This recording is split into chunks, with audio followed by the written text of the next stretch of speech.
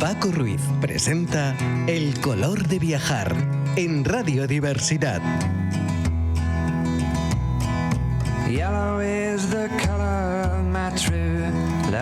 Buenos días, viajeros, viajeras. Soy Paco Ruiz y estamos aquí en El color de viajar.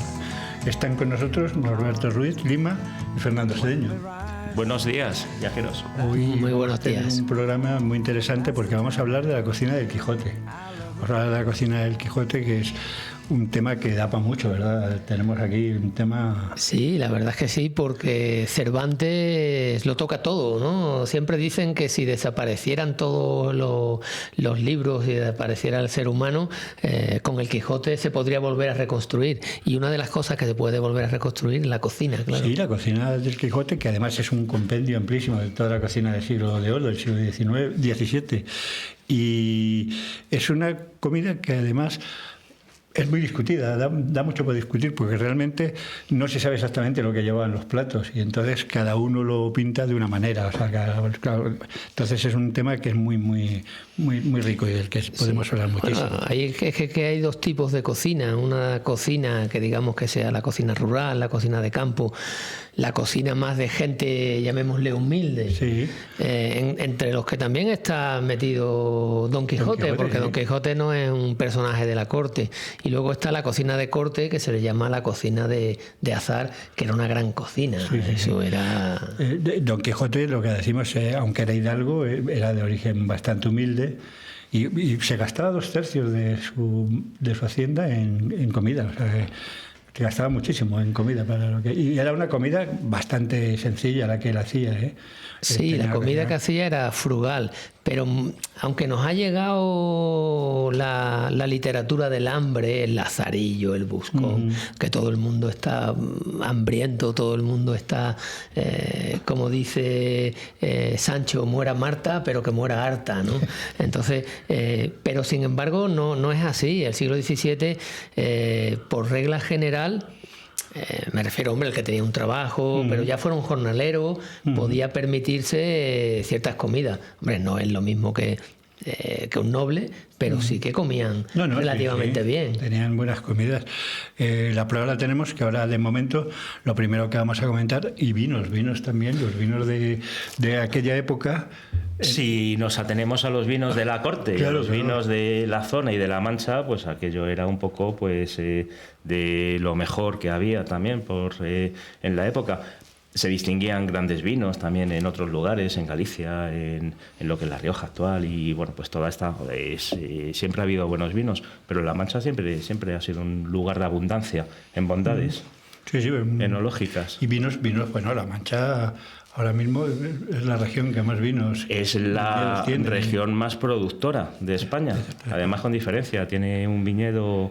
que da mucho rendimiento. Y casi podríamos decir casi del mundo, ¿no? Sí, es de las regiones más productoras del mundo. Hombre, también hay nuevos países del Nuevo Mundo, pues en Nueva Zelanda, en Australia, en Chile, también tienen una viticultura muy amplia y de mucho rendimiento por hectárea, pero en La Mancha es uno de los lugares donde más rendimiento se saca por hectárea al vino. Bueno, y vinos de calidad. Y en aquella época no cambió mucho. O sea, los vinos de la época, en Madrid había grandes vinos también. En la zona de La Mancha estaban los vinos de Ciudad Real, que al final eran vinos, bueno, pues bastante populares. Sí, y además... Y de calidad. Era una cosa que no podía faltar en ningún festín. Claro. Cualquier festín que se dieran tenían que tomar cantidades de vino. O sea, no era una cosa muy...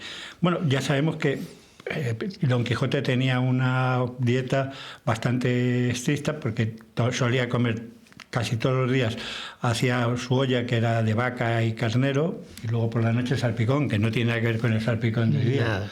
El salpicón siempre es más vaca, como dice Cervantes, más vaca que carnero, más vaca que carnero, porque la vaca era, pues bueno, más barata la carne de vaca, y al final terminaban tomando pezuñas. Al final eran pezuñas en las sopas. Exactamente. Y luego por la noche tomaba el salpicón, que lo que decimos no tiene nada que ver con el nuestro, que el salpicón era todo lo que sobraba del mediodía. Lo hacían, pero sin caldo. Sí, era la carne, los trozos que pudiera sobrar, lo trituraban, todo triturado, y eso ya lo ponían con cebolla y le echaban, pues bueno, todos los condimentos que podían, pimiento, ajo, por supuesto, que no faltara, y luego 2 huevos duros, y eso pasaba al horno otra vez. Y eso era el salpicón, era aprovechar todo lo que sobraba, como un gazpacho, como podemos hacer hoy día. Claro. No, la verdad es que es muy curioso lo de la cocina del Quijote. Luego tenía, pues eso, los viernes tomaba lentejas, porque como los viernes no se podía tomar carne y tal, hacía una dieta de lentejas. Sí, lo que pasa que las lentejas no sé cómo las preparaban. Eso no, sí, pero no está muy claro. Los viernes y los sábados tomaban lo que llama el Quijote los duelos y quebrantos.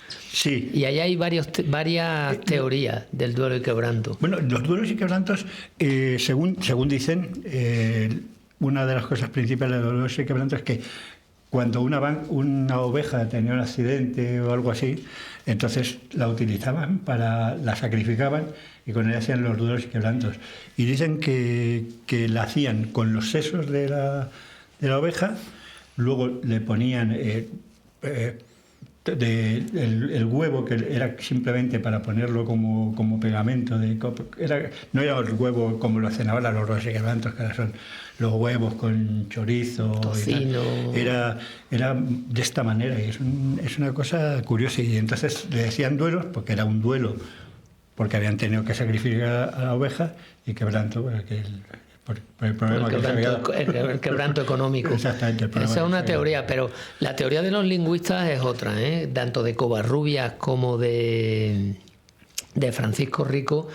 Ellos hablan que como se mataba la red normalmente el jueves, miércoles, jueves, entonces la carne buena se la comían la gente de alto standing, ¿no? Los nobles. Entonces, y luego había otro tipo de carne, entrañas, casquerías, seso, que la comían pues las clases más bajas. Sí. Esto significaba que como el jueves la mataban, esos sesos, ese hígado, ese tal, no duraba tanto como el buen filetón. Entonces se lo tenían que comer antes. Entonces el duelo era porque rompían el ayuno de carne. Y el quebranto, pues lo mismo, porque el alma. Entonces ellos piensan que es porque comían carne cuando no tenían que comerlo. Pero era las clases más populares. Yo esa teoría no la sabía, una teoría muy interesante. Sí. O sea, no sabía. Y luego los domingos tomaban algún palomino que otro, que los palominos son más o menos como las empanadillas de ahora. Lo que pasa es que se hacía pues con palomino, pero se llama palomino, o con perdiz, o con cualquier ave y tal. Y eso lo tomaban los domingos con un poco de lujo. Lo tomaba él. Sí, el que pudiera.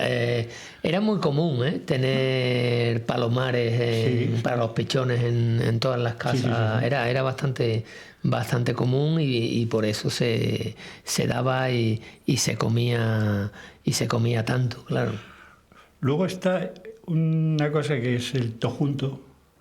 El tojunto, que es una especie también de mezcla que hacen con carnes, que lo mezclan todo, y que según un dicho popular, el tojunto se escribe tojunto, pero se hace por separado, porque cuando primero guisan la carne, la rehogan y tal, y luego la mezclan. Sí.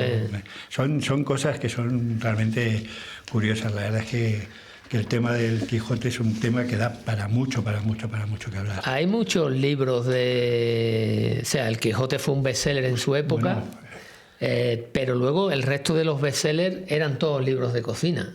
Había 4 libros de cocina, que era el de Diego Granados, que era el más famoso. Luego había un libro de guisado de Ruperto de Nola, y luego el arte de cocina, bizcochería y conservería de Francisco Martín Motiño.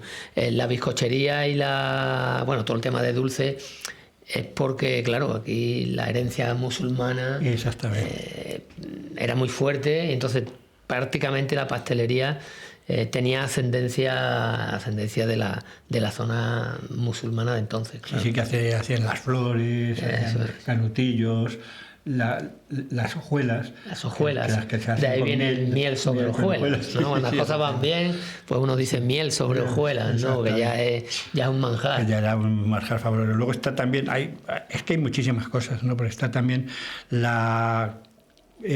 una cosa que era como que mezclaban el pollo, y lo mezclaban, pero lo mezclaban con dulce, con azúcar, con leche y tal. Se llama ¿cómo era? El plato blanco, me parece que se llama. ¿El ajo blanco? No, espera, te lo digo ahora mismo, es que ese no me acuerdo muy bien, pero es una cosa que era muy típica. El manjar blanco. Ah, sí. No me acordaba yo del nombre. El manjar blanco, y es muy típico y se hacía. Ahora se toma como postre, porque la mayor parte de todos los platos de los que estamos hablando siguen haciéndose hoy día, sí, con bastantes diferencias y tal, pero que se siguen preparando continuamente, y son cosas que son realmente muy, muy, muy, muy interesantes. Esto es lo que te decía, ahora se hace como postre más que nada y tal. Y luego, pues oye, pues como todo, había muchos otros tipos de comida, como los tipos de carnes de perdiz, lo que se tomaba, o sea, sobre todo perdiz, conejo, caracoles, que eso no podía faltar casi nunca los domingos en las comidas familiares. Y luego, pues había también platos que eran típicamente manchegos, o sea, que eso se hacía mucho. Y nada, y es un tema que yo creo que si vamos desarrollándolo, podemos hacer como nosotros pensamos. Y una cuestión que quería yo apuntar sobre el vino en la época. El vino tenía una importancia gastronómica, incluso nutricional importante, porque al final era otro alimento más que aportaba calorías y aportaba pues esos nutrientes necesarios para aguantar el día a día, y sobre todo también entraban en calor. Claro, con el vino. Que era importante. Y además es un recurso que en la zona de donde se movía Don Quijote, pues era bastante común. Siempre ha sido una zona de mucha producción, bueno, sobre todo a partir de la Reconquista, cuando llegaron la iglesia y repobló las viñas de la península. Y ha sido siempre pues un recurso, y sobre todo un recurso muy valioso, porque en aquella época no había mucha forma de beber con cierta garantía de salubridad, porque al final las aguas muchas veces estaban contaminadas y eran un foco de enfermedades, y el vino al menos garantizaba hasta cierta medida pues el poder beber algo saludable y con ciertas garantías, y era un consumo, por supuesto, mucho mayor del que tenemos ahora, que ya nos hemos olvidado de que tenemos ese alimento ahí a nuestra disposición, y era un recurso importante para el día a día. Sí. Y en todas las familias, en todas las casas, porque bueno, pues al final la mayoría de la gente del campo pues tenía algún bajuelo, tenía alguna viña y producía su propio vino, y porque era un recurso No, y lo que decimos, y los pastores inevitable para la subsistencia, claro. Los pastores siempre llevaban su vinito, por supuesto. No les podía faltar el vino. Y luego pues hay comidas pues que son muy tradicionales de La Mancha, como son las gachas. Sí. Las gachas, que también las hacían mucho. Las migas. Bueno, y sobre todo, no nos olvidemos de un plato fantástico, porque en La Mancha siempre ha habido ovejas, y ese queso manchego. Eso ha sido uno de los... El queso manchego, el vino. El queso no podía faltar en ninguna. El queso sí que no podía, y además de todo tipo, desde queso curado hasta queso frito, quesos... Y gran cultura que hay en la zona, yo creo que de antaño. De quesos, claro. La Mancha también en quesos también es bastante bueno. Tiene quesos buenísimos, ¿no? Sí, Cervantes toca los quesos, aunque no da nombre de queso, pero sí que es verdad que donde haya pastores, y sobre todo en la primera parte del Quijote, pues hay muchas historias de pastores, ¿no? La pastora Marcela, hay muchas, y ellos siempre van con su queso y su vino, claro. Sí. El vino, y bueno, tiene una aventura Don Quijote con los odres de vino. Sí, en la venta aquella, claro. el moro aquel encantado que se pone a pelear a espadazos con los odres, matando allí gigantes. Que él cree que es sangre, ¿no? Sí.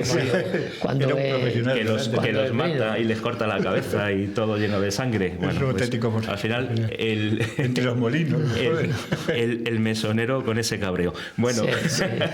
No era para menos, ¿no? Y sobre todo cuando le tocan el vino, ¿no? Claro. Era mucho de ventas y de mesones. es mucho, ¿verdad? Don Quijote. Sí. Mucho con ello. Tenemos ahí el caso de nuestra amiga Dulcinea, ¿no? Claro. Que es para ella era una princesa, ¿no? Una especie de... Sí, bueno, ella está en el Toboso, ella es una labradora y de hecho hay algo inexplicable, ¿no? La mujer más bella de toda la Mancha, que es Altisidora, llega a enamorarse de Don Quijote, ¿no? Y uno no entiende leyéndolo que dijera que no a una belleza como Altisidora y por cosa de Dulcinea, ¿no? Pero la historia de las ventas sí que es cierto que claro, Cervantes conoce mucho porque estuvo de recaudador de impuestos, también estuvo recogiendo trigo y cebada para la Gran Armada, que luego los británicos la llamaron la Armada Invencible, y entonces recorría absolutamente todos los pueblos de la Mancha. Por supuesto, llegaba a Sevilla, donde dicen que lo encarcelaron, aunque la cárcel donde empieza el Quijote está Argamasilla de Alba, que quiere decir que la cárcel son ellos, está Sevilla, y también incluso cuando lo cogen prisionero y se lo llevan a Argel, una cárcel que hay pues en la Costa Dálmata, también se lo está... Pero bueno, yo creo que vamos a poner que Sevilla era el sitio. Cuentan los historiadores que era un sitio muy complicado para escribir, ¿eh? O sea, que nadie se cree que pudiera haber en la cárcel de Sevilla que el patio de Monipodio era una biblioteca, era un sitio tranquilo al lado de la cárcel de Sevilla que pudiera escribir. Pero bueno, ahí están luchando. También donde nació también ha habido peleas ahí. Muchas, sí. Entonces hay 3 partidas de nacimiento que pone Miguel de Cervantes. Una que es la de Alcalá, que la descubre Vicente de los Ríos. Otra que es en Manzanares, allí en Ciudad Real, que pone al lado del nombre Miguel de Cervantes, pone el escritor. Y bueno, dio a confusión, pero bueno, todo el mundo piensa que era el cura que hizo, viendo 2 siglos después o 3, las actas de bautismo, vio un Miguel de Cervantes y él puso el escritor. Y ya está. Entonces ahí, pues bueno, no es mala idea. Entonces, pero bueno, por ahora yo creo que Alcalá es el sitio. Y es la que se lleva la... Yo creo que es el sitio, es normal. Y nada, bueno, porque al final Cervantes también tuvo una época porque se casó con una moza de Esquivias y allí entre la dote de la moza había 7 majuelos, o sea, 7 viñas que también se dedicó a gestionar y a cultivar, o sea, que entre otras cosas el mundo Cervantes fue un hombre pues variopinto, porque estuvo, como tú bien dices, de recaudador de impuestos. Yo pensaba que por la zona de Valladolid. Luego estuvo como en la Armada también, estuvo allí como soldado en la Armada, luego estuvo, luchó en Lepanto, de hecho, donde le cortaron la mano izquierda. Y el famoso manto de Lepanto. Claro, y fue un hombre con una vida bastante azarosa, que estuvo también dando vueltas por diversos lugares hasta que acabó en Madrid y al final... digamos que recaló definitivamente en Alcalá de Henares, pero sí, estuvo por varios lugares. Yo creo que es una persona, primero, es el gran humanista. O sea, él, el ser humano, lo tiene lleno de dones y la verdad que parece mentira que una persona que ha vivido de esa manera, pues claro, él tiene un duelo en Madrid. Él es el auténtico fracaso. O sea, yo cuando algo me va mal, miro y digo, ostras, pero si Cervantes fracasó absolutamente en todo, un tío que fracasa absolutamente en todo y ha hecho esto, pues bueno, yo que alguna cosa me sale bien, pues coño, lo haré un poquito mejor. Entonces el tío tiene un duelo, estaban prohibidos los duelos, y pincha a un alarife. Un alarife es un maestro de obras, pero un maestro de obra del rey, claro. Entonces los duelos están prohibidos en aquella época porque era una escabechina auténtica lo que había de caballeros que se morían y que hacían falta para por ir a la guerra, por ejemplo, o para lo que fuera. Y entonces la pena que había por un duelo era que te cortaban la mano derecha. Entonces, bueno, él entonces no sabía que iba a perder la mano izquierda, ¿no? Entonces le cortan el tío sale corriendo, entonces se va tío suyo consigue enchufarlo, digamos, en la época, en palabras de ahora, con el cardenal Acquaviva, y se va a Roma. Allí en Italia, pues bueno, él no tiene carrera ni tiene nada. Él pasa que estudia mucho, lee mucho y muy con toda, autodidacta. claro, Sí, autodidacta total. claro. Yo creo que cómo se aprende, ¿eh? Al Sí. final tú te pueden enseñar. Porque es cuando tienes interés, no estás obligado a Claro. nada. Además lo que decimos, lo que hemos hablado muchas veces, las carreras, te damos la carrera y luego la carrera en realidad para poco te vale, a no ser que la utilices. Yo creo que te abre una puerta y ahí tienes la puerta y tú tienes que entrar y tú tienes que funcionar. Entonces, la verdad que el tío llega a Roma, combate en Roma, está con el tercio de Moncada, nada más y nada menos que con Moncada, que era el gran valedor de los tercios españoles, entra en el tercio de Moncada. Y bueno, en una de estas, pues le dicen, oye, que el tercio Moncada y el tercio López Figueroa y tal, que sube, se embarca en los galeones, que don Juan de Austria va a hacer una armada. Entonces el tío coge y se monta allí, ¿no? Tampoco, no sé si tenía muchas ganas o pocas, porque estamos hablando de un tío que ha nacido en Madrid, que luego vive en Esquivia, que luego se conoce la Mancha de la Leche, pero hombre, no se conoce el Cabo Finisterre, ni ha atravesado el estrecho con un viento de levante de la Leche, ¿no? Entonces el tío se sube ahí y llegan a Lepanto. O sea, van buscando. La verdad que Juan de Austria fue una pena que muriera tan joven, era hermanastro del rey. Van buscando las naves turcas y las encuentran en Lepanto, que están abasteciéndose. Entonces las naves turcas salen del Golfo, y ahí pues tienen pero bueno, ahí mueren 30.000 turcos y unos 8 o 9.000 vivo de milagro. Entonces Cervantes, el tío está enfermo, le dicen que se quede en bodegas. No, tú quédate aquí, tú estás enfermo, tenía 40 de fiebre. Él dice que no, que quiere pelear, que hasta ahora ha combatido durante todo este tiempo como un valiente, y ahora no va a llegar luego de vuelta a Italia y van a decir que estaba en la bodega, porque esas voces se corren muy rápido.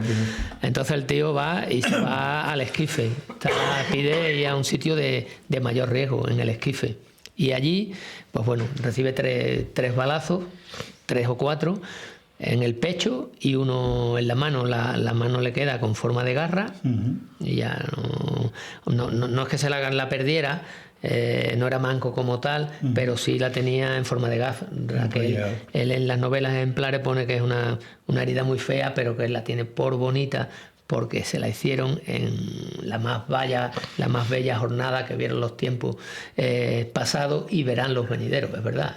La batalla de Lepanto no creo que haya habido ninguna. Y luego el tío, pues claro, vuelve de Lepanto, bueno, está 8 meses curándose las heridas en Mesina, y cuando vuelve a España, pues cerca de Ampuria, pues lo capturan los turcos, otra vez los berberiscos, piratas berberiscos, y se lo llevan a Argel.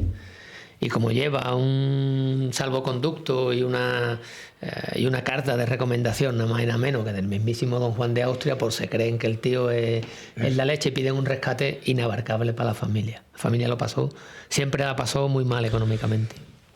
Entonces, es el típico tío que ha ido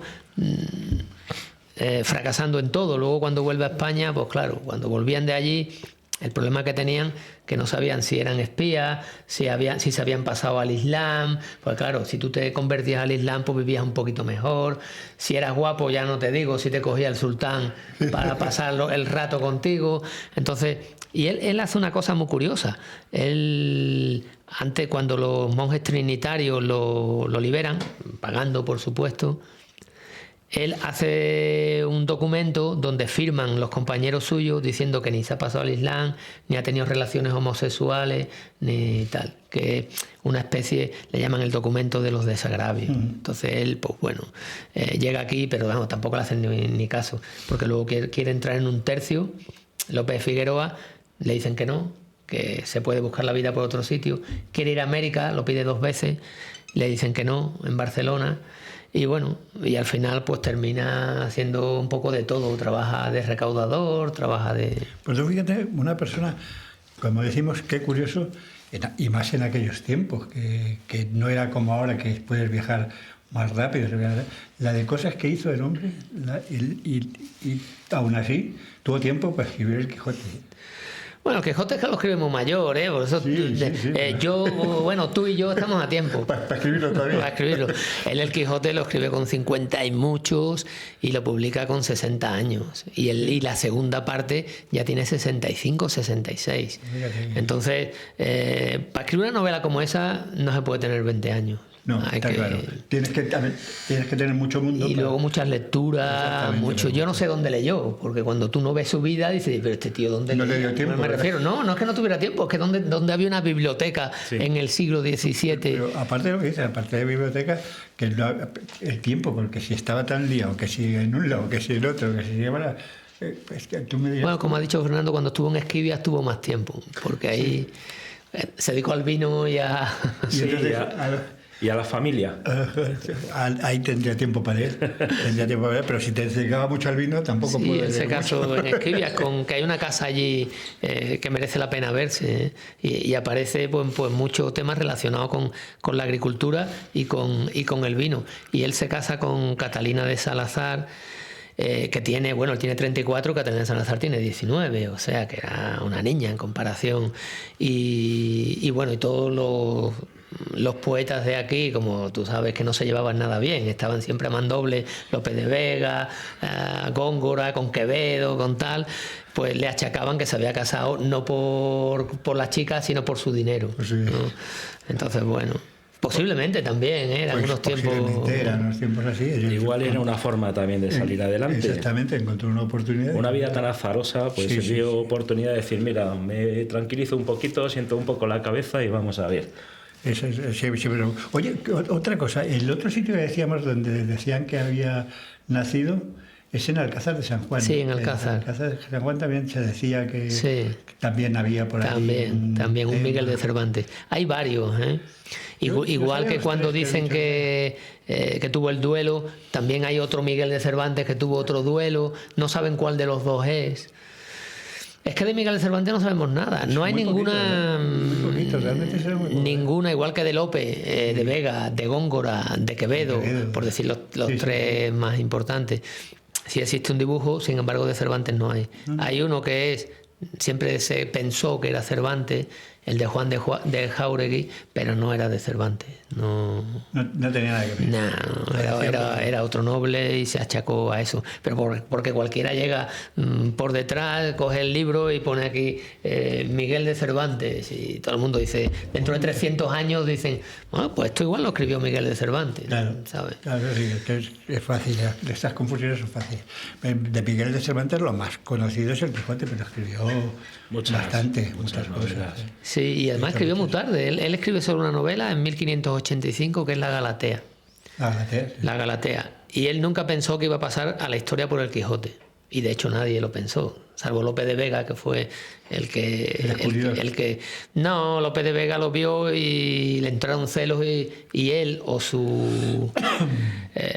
la gente de su alrededor escribió El Quijote de Avellaneda, cosa que le hizo mucho daño a Cervantes. Y entonces Cervantes se metió corriendo antes de morirse a escribir la segunda parte para matar a Don Quijote. Tenía que matarlo como fuera, no podía dejarlo vivo, porque si no todo el mundo lo iba a coger.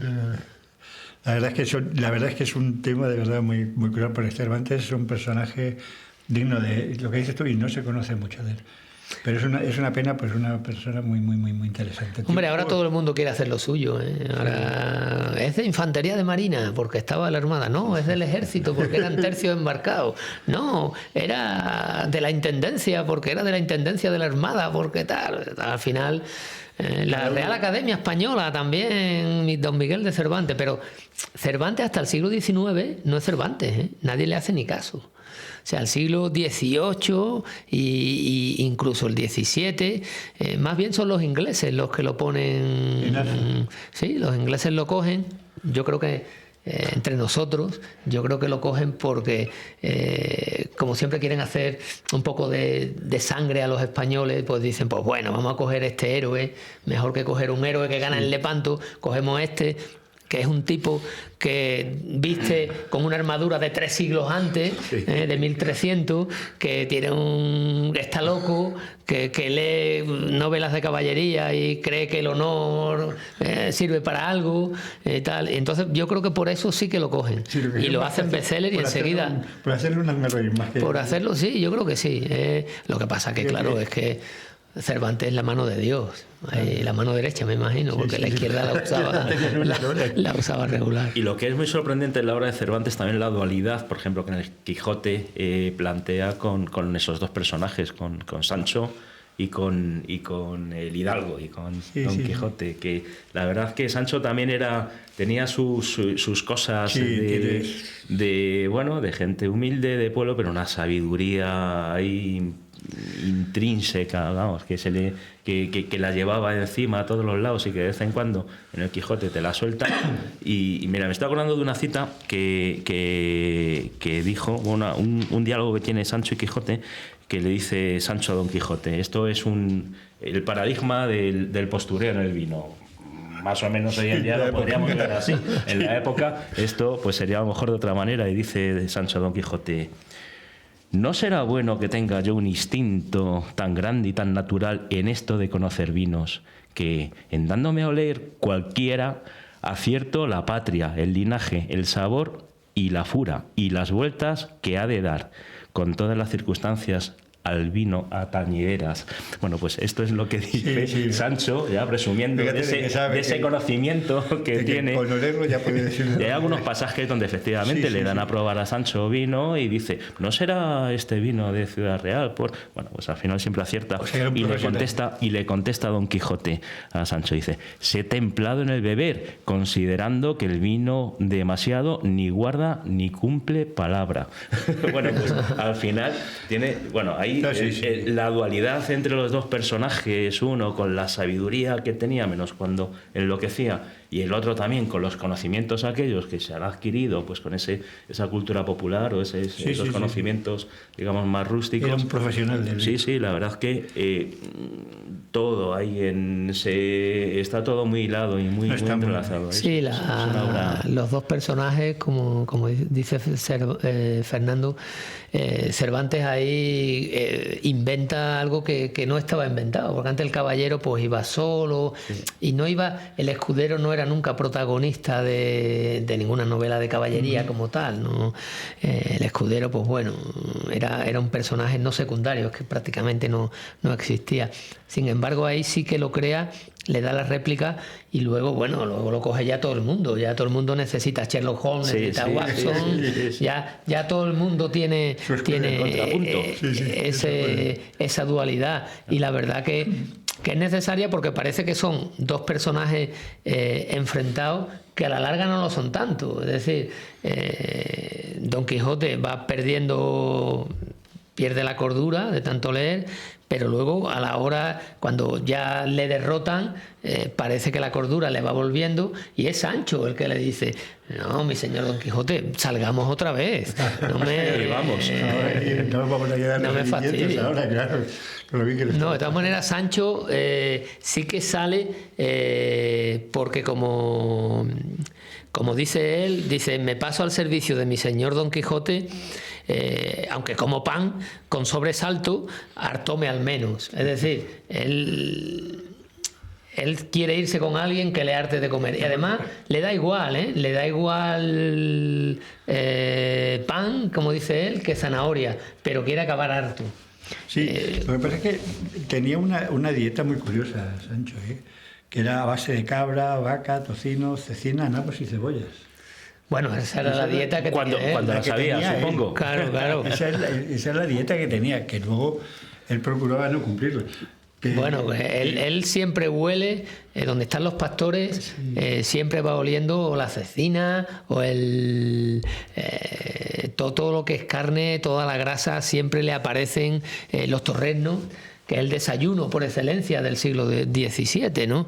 Tenían que tener unos estómagos a prueba de bomba, estos tipos. Claro. Nosotros nos ponemos a comer ahora en el siglo XVII y yo creo que no llegamos al mes con vida. Unas gachas Ahí. No, y eso, ¿no? El tocino por la mañana era normal, y además acompañado de vino. Exactamente. O sea, ellos se levantaban y acompañaban de vino el desayuno, una cosa que a día de hoy casi está mal vista, Pero ¿no? mal vista total. Casi está mal vista. Bueno, también el vino de la época habría que ver qué nivel de vino había, porque prácticas habituales, el vino posiblemente no fuese tan agradable al paladar como lo es ahora. Entonces también se añadía mucha agua, se añadían pues azúcar, se añadían muchas cosas para hacerlo más atractivo. Entonces ahí estaba el vino, digamos, de más nivel, que es el que venía de ciertos lugares. Bueno, pues por ejemplo, había vinos de gran nivel en España en aquella época, que eran los vinos de Cádiz, por ejemplo, o los vinos de... Sí, que... Y en La Mancha, precisamente, se creó, no era una especie, pero se llamó vino de Ciudad Real a todo aquel vino.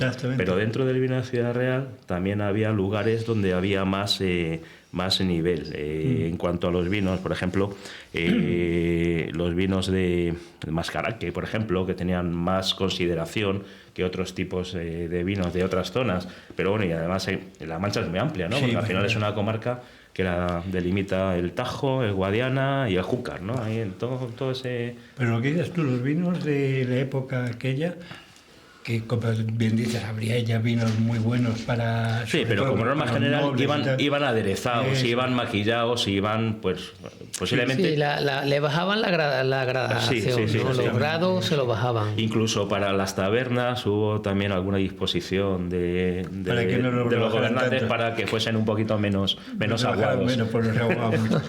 Pero es que es lo que decimos, había los vinos más normales de la época, imagino, que serían más bien, como tú dices, más bien malillos, o sea, quitando los que tomaban los nobles y eso que... Bueno, había vinos que ya tenían consideración, entonces en función de la zona... Bodegas, claro, en las ventas y eso... Claro, había... Y tenían niveles de vinos y decían que, bueno, pues este es un vino más premium y este es un vino más corriente. Y al final tenían pues el ojo de gallo que era el vino más flojillo, más de batalla, que posiblemente fuese lo que se bebía más comúnmente, y luego claro había vinos que eran pues poco agradables, que al final acababan con aditamentos para hacerlos bebibles, ¿no? Estaba ya lo que decimos en las ventas y eso, pues como dices bien, tuvieron que hacer normas porque los aguaban demasiado, ya era excesivo, ¿no? Y entonces pues tuvieron que hacer sus cosas. Las ventas también, lógicamente las ventas también había diferentes tipos de ventas, las había de más calidad y de menos calidad, pero las ventas más normales tenían una comida muy poco variopinta, porque tenían un bacalao que lo hacían muy remojado y bastante mal cocido, y lo que decías tú antes, las uñas de vaca con garbanzos, cebolla y tocino. Sí, y no tenían muchas cosas más. El queso...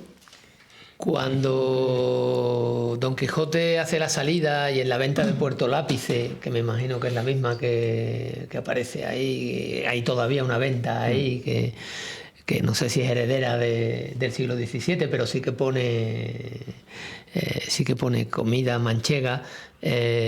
Cuando llega a la venta Don Quijote con Sancho, pues a Sancho le dicen qué desea, ¿no? Y entonces le dice, bueno, ¿y qué tienen? Y dice, usted pida lo que quiera. Entonces empieza a pedir, claro, empieza por cordero, luego es que el cordero lo hemos llevado a la ciudad y no tenemos, bueno, pues póngame gallina, pollo. Dice, bueno, es que los pollos ahora mismo no puede ser porque tal, bueno, pues póngame unos huevos, hombre, si no tenemos gallina, ¿cómo vamos a tener huevos? Y eso, en esa conversación, una conversación que la verdad que es simpática, ¿no? Porque sabes dónde va a llegar el ventero. Al final le dice Sancho, bueno, pues póngame lo que quiera. Dice, pues tenemos unas uñas de vaca buenísimas. Entonces, te ponía la uña de vaca y eso es lo que había, ¿no? En las ventas. Pero sí que había ventas, como has dicho, sí. Que Paco, que sí que eran bastante de gente que el que llegaba allí, pues iba con la bolsa y soltaba los maravedíes y los ponía. Los nobles. Bueno, había ventas buenas y había otras ventas que, lógicamente, pero ahora pasa igual. ¿No? Ahora, es como en los restaurantes. Claro, te vas a un restaurante con 14 estrellas y hay otros que no lo tienen, que a lo mejor la comida está más buena, ¿eh? Eso no tiene nada que ver una cosa con en otra, pero a lo mejor te ponen una comida exquisita, ¿verdad? Sí, lo que pasa que los escritores que vinieron, sobre todo, volvemos otra vez a los escritores extranjeros, alemanes, ingleses, que le dio por venir en el siglo XVIII, XIX, pues cuentan las ventas, pero claro, para escribir, ¿qué es lo que te queda más literario y tal? Pues eso, una venta donde todo te ponen uñas de vaca, donde los españoles siempre tienen una bronca en una esquina porque están jugando al tute, donde tal, y eso es lo que queda, ¿no? Pero luego hay mucho, muy poco, no tanto, de escrito por españoles donde hablan de determinadas ventas que se comía muy bien, que no era solo lo que dice ahí, pero claro, cuando un alemán quería venir a España, pues era un viaje, vivir peligrosamente, es como irse ahora a Siria, ¿no? Decía la gente, pero no porque fuera, no porque fuera así, hombre, salvo que te cogiera en mitad de la guerra carlista o algo de esto, hablo del siglo XIX. Pero no porque fuera así, sino porque, bueno, había mucha literatura romántica que hablaban de España, pues bueno, como un país peligroso, ¿no? Donde uno podía vivir peligrosamente. Entonces llegaba un alemán, un francés o un inglés y decía, pues coño, me voy a España, que es un sitio... aventuras. Y lo contaban, y luego lo escribían y lo contaban, ¿sabes? Es así. Y nada, pues es un tema, ya te digo, que está muy bien. El pan negro, que es lo que te ponían en las ventas, que es el pan más malillo. O sea, porque cuando te quieren hablar de un buen pan, como con las bolas de Camacho, y de un pan blanco, un pan muy blanco y tal. Y son las cosas más así. Bueno, pues yo creo que podemos dejarlo aquí y la próxima semana seguimos hablando del Quijote. Pues hasta la próxima semana. Muy bien, muchas gracias Paco, y a la próxima semana venimos por aquí. Presenta. Bueno, pues ya empezamos la próxima semana. Green's the color of the sparkling corn.